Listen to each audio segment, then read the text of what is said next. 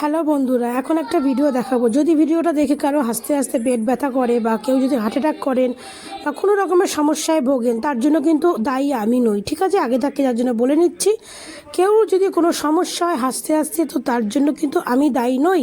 তো চলুন ভিডিওটা দেখা যাক, তারপরে কথা হবে।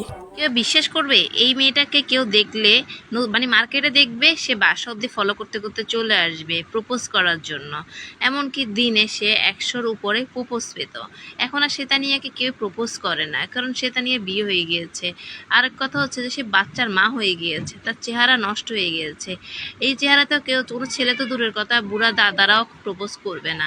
তাই জন্য নিজেকে একটু চেঞ্জ করার জন্য চলে গেলাম বিউটি পার্লারে গিয়ে নিজেকে আবার আগের রূপে ফিরিয়ে আনার একটু চেষ্টা করলাম। কিছুটা আনতে পেরেছি, আরও কিছুটা আনতে পারবো ছেলের বয়স যখন 2 বছর প্লাস হবে। এখন তো ছেলে আছে, তাই জন্য এখন আর শুকাইতে পারবো না বা ওয়েট লসের কিছু খেতে পারবো না, কারণ ছেলে বেস্ট ফিটিং করাইতে হয় ছেলেকে। তাই জন্য এখন আপাতত একটু নিজের রূপচর্চা, হেয়ার চুলের যত্ন নিই, আগের রূপে অবশ্যই ফিরে আসবো।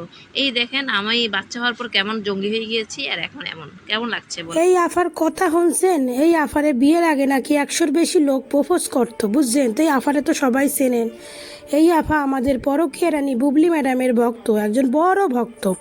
এই আফায় কইতেছে তার বিয়ে হয়ে গেছে, বাচ্চা হয়ে গেছে, তাই এই আফারে এখন আর কেউ পছন্দই করে না। প্রপোজ তো অনেক দূরে থাক, মানে বুঝছেন? এই আপার কত শখ, বাচ্চা হয়ে গেছে, মা হয়ে গেছে, তাও এই আপা এখন বুইড়া বেটাদের কাছ থেকে প্রপোজ পাইতে চায়। তো আপা রে কই, আপা আপনারা কষি বেটারা তো দূরে থাক, বুইড়া বেটারাও প্রপোজ করবে না। আর বিয়ের আগে যে আপনারা কারা প্রপোজ করছিল, তাদের থোবরাটা একবার আয়নায় দ্বিতীয়বার দেখে নেবেন যে তাদের আদৌ কেউ পছন্দ করে কি না। আর আফা, আপনার যখন আপনি এতই যখন ভালো, এতই যখন সতী, তাহলে আপনার এখন প্রপোজের শখ কিসের? এক বাচ্চা হয়ে গেছে, স্বামী নিয়ে সংসার করেন, ঠিক আছে। আপনার চুল কাটতে ইচ্ছা করছে, আপনি চুলটা কাটছেন, আপনি বুবলির মতো হতে চাইছেন, হন। তো ঠিক আছে, চুল কাটতে হইতে চাইছেন তো খুব ভালো কথা, কিন্তু বুবলির মতো চরিত্রটাও আপনার নেওয়ার দরকার। বুবলির মতো পরকীয়া করারও আপনার খুব দরকার। আপনার এখন বাচ্চা হয়ে গেছে, মেয়েরা তো কুড়িতেই বুড়ি, আর মেয়েরা যদি বাচ্চা হয়ে যায় তার মানেই তো মেয়েরা আমাদের মেয়েদের কথাতেই আছে, বাচ্চা হয়ে গেলে তো বুড়ি হয়ে যায়। তারপরেও মেয়েদের আবার কিসের শখ থাকে বলেন তো? বুঝি, ওই যে পরকীয়া রানীর ভক্ত না, তাইলে তো এখন পরকীয়া রানীর ভক্ত যখন, তার ভক্ত যখন হয়েছি, তার তো পুরোটারে কপি করতে হবে না? তো ভক্তর মধ্যে চুল কাটছি, এবার ভক্তর চরিত্রটাকেও তো কপি করতে হবে। তো হইয়া যান আপা, ওয়েট করে বসে আছি, বুবলির মতো সব কিছু হইয়া যান। হ্যাঁ, আপনার তো বর আছে, বাচ্চা আছে, তারপরে এখন আপনার একটু বুড়োদের কাছ থেকে, কষিদের কাছ থেকে আপনার প্রপোজ পাওয়ার খুব ইচ্ছা করতেছে।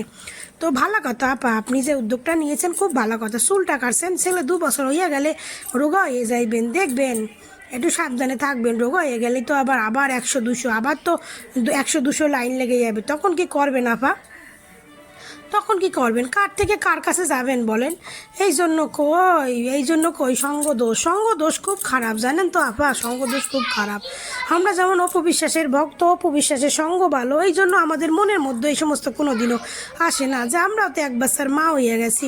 তারপরেও কোনো শখ হয় না যে আমাদের কেউ প্রপোজ করবে। কারণ বিয়ের আগে তো সবারই 100-200 অনেক প্রপোজার ছিল, অনেক বয়ফ্রেন্ড ছিল, অনেক ছিল বিয়ের আগে, সবারই থাকে। কিন্তু বিয়ের পরেও যে মেয়েদের এরকম শখ জাগে, সেটা একমাত্র আপনাদের কাছ থেকেই শিখলাম, আপনাদের বুবলি ভক্তদেরই শিখলাম না, দেখলাম।